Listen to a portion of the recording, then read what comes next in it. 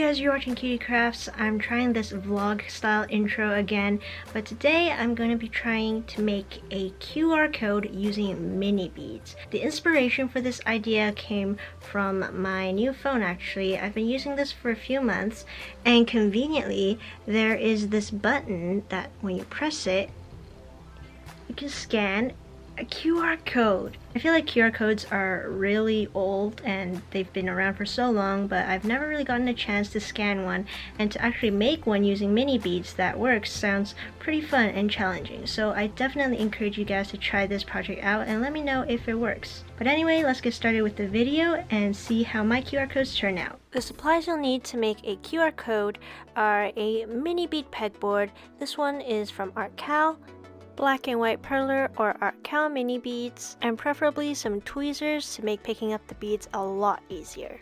Then you're going to need to pick a website that you want to turn into your QR code. As an example, here's my Twitter, follow me. And I copy and pasted the link to any QR code generator. I just chose the first one that came up on Google. To get a closer look at the code, you can download it, save it, whatever you can do to be able to see the code nice and clearly. Before you start making your QR code sprite, you might want to make sure the code actually works. And there we go. It went to my Twitter account, so it's good to be turned into a Perler Bead sprite. But I'm going to choose a different website that you'll see what it leads to later on. Now we just have to copy the code from pixels to mini beads. This may seem like it's one of the easiest projects I've done on this channel in a while, but don't underestimate the pain of using mini beads and trying to copy a black and white code. This time lapse may be just a minute long, but there is well over an hour's worth of footage, so it really wasn't the easiest 2D sprite to assemble. My best advice for doing something as complicated and dependent on accuracy as a QR code is to first do the 3 square parts of the code and then work your way up or down with black beads. I didn't actually do this here, but when I made a second QR code that you'll see later, it helped a bit. I filled the code in with white beads before I finished the other half of the black code, just so I could get a better look at whether the black beads were placed in the right position. It may be easier to go row by row and it reduces the likelihood of mistakes, but I always like working with one color at a time. However you want to approach it, just make sure that the code works in the end. I'll show you guys where that leads at the end of the video, and now let's move on to ironing.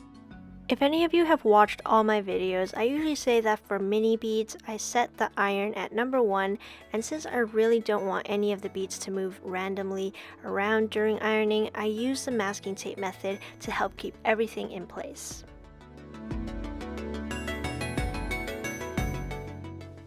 I used ArtCal ironing film to give this a shiny finish, and as usual, I moved the iron around in a circular motion until I saw that the beads were stuck together.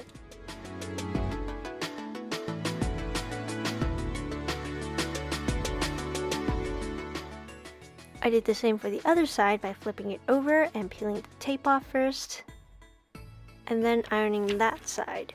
I feel like some of you have heard me explain ironing at least 10 times, and it does get kind of repetitive, but hopefully by now you guys are ironing experts.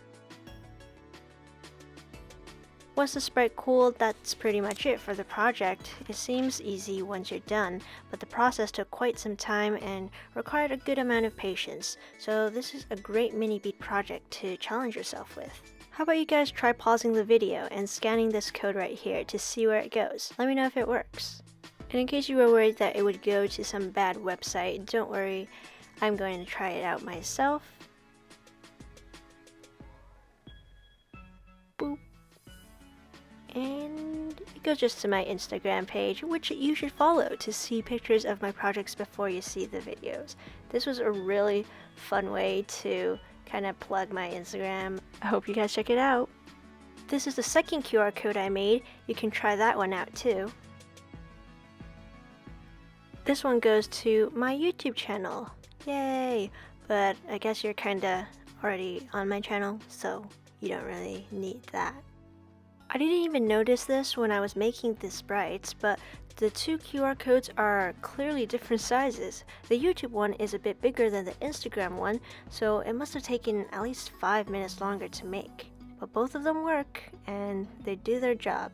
Well, that's it for the video. I hope you guys try to challenge yourself with this, and if anything, these are always great coasters that can start a conversation and possibly get you a new follower. Alright guys, thanks so much for watching, and I'll see you guys next time with another cutie craft. Bye!